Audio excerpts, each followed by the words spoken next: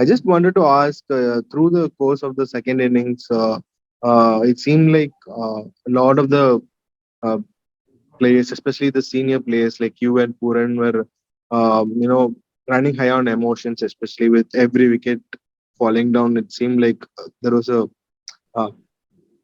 a sense of some extra emotion running high. Is that? Could you just talk us through that? Yeah, we were all pumped up for the game, and we knew what was at stake and the importance of the match. So, for us, this is just a way of us really driving ourselves into that right direction. We spoke a lot about attitude, and it was important we brought the correct attitude to the game. Yeah, so it's just basically us just showing our passion and love that we grow through the years playing this sport, and yeah, it was important that we just brought the right energy towards the game yesterday. Before the tournament in the ICCs, one of those interviews he had spoken about how the All-Star West Indies T20 team, the previous generation, had their time and what they did, achieved, and how this is a new generation that is coming up, and they have their own goals and their own superstars in the current West Indies team, and what this team could achieve. Could you just uh, talk about that particular aspect? How this is a young team which is just coming up, and the kind of potential it has, and what it could achieve going forward in this particular format.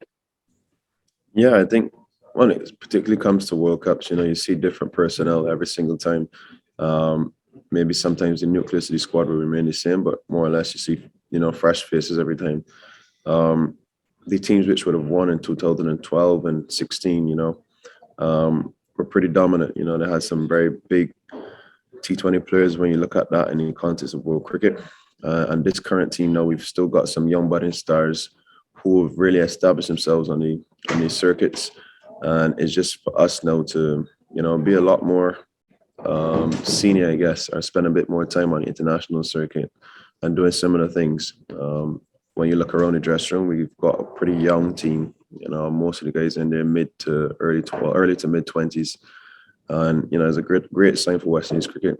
So I mean, I think my point was just mainly, us practically really rebuilding and rejigging our T20 mantra, for lack of a better phrase, and trying to now reestablish ourselves as a new West Indies look T20 side.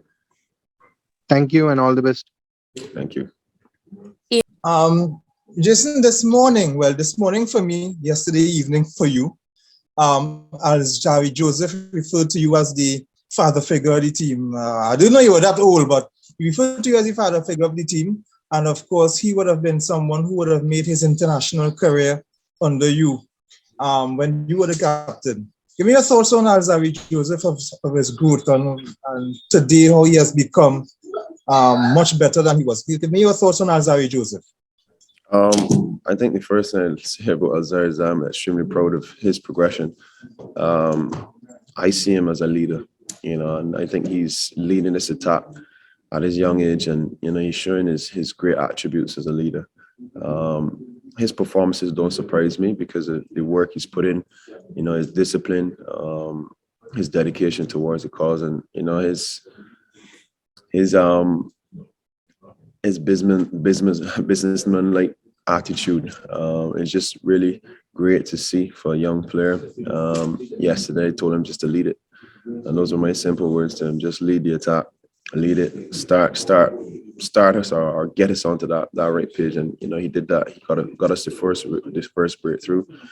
And I think from there it really set the tone because I see him as an impact player. Obviously, he's got pace, he's got skill as well too. So when he picks the ball in hand, I just really expect big things from him. And I think now he's really matured into all format bowler.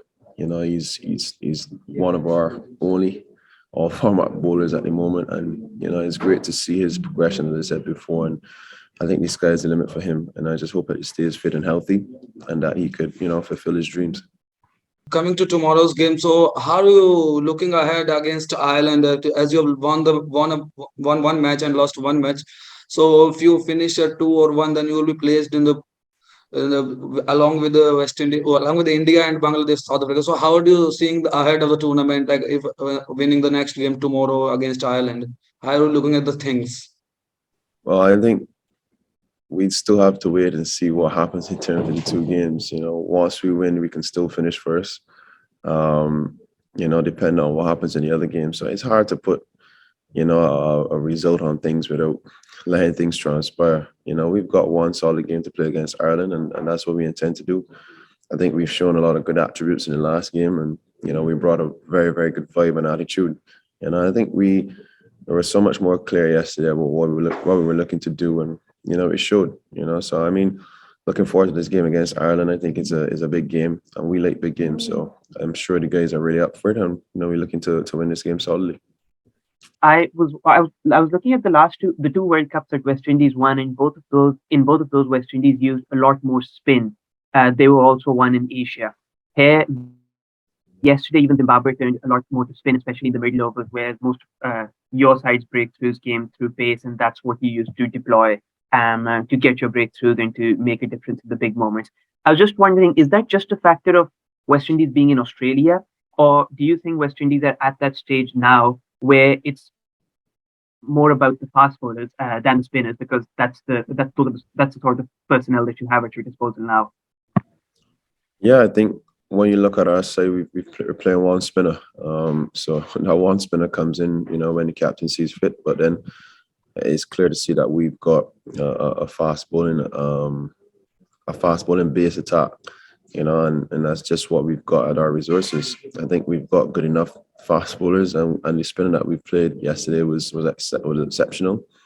And again, as I always speak about the resources that we've got on the bench, I think we've got Yannick Carrera, who's coming to his own in international cricket, for example, as another spinner. And then, we've got Sheldon Cottrell on the bench as another fast bowling resource. So, look, I think that's just the dynamic of the personnel we have. And I think we've got all the tools here that we need to win this competition.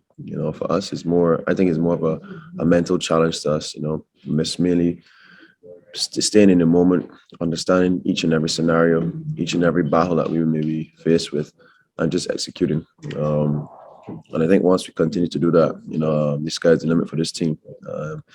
Yeah, so basically that's just the personnel that we have, and we were very happy with the makeup of the squad. Jason, was there any bit of discussion or concern regarding net run rate? Because I think on the 17th or 18th over in the previous game went for a bit of runs, and the margin of the win came down a bit, especially with the weather forecast and rain coming into play. Is there a concern of net run rate, and could you West Indies possibly have try and squeezed a bit more of winning margin in the previous game? A win was 100% on our minds. I think if we try to study net round rate and these other peripherals, it becomes a lot more complex. We've just got to control what we can, and that's to win cricket games. We win this game, we win that next game, and we're right in it.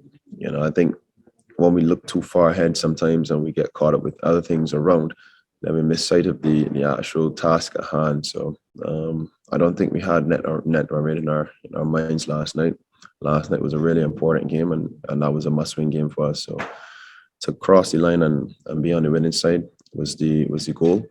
And I'm really proud of the way the guys went about it, and happy that we got that win. Thank you and all the best. Thanks.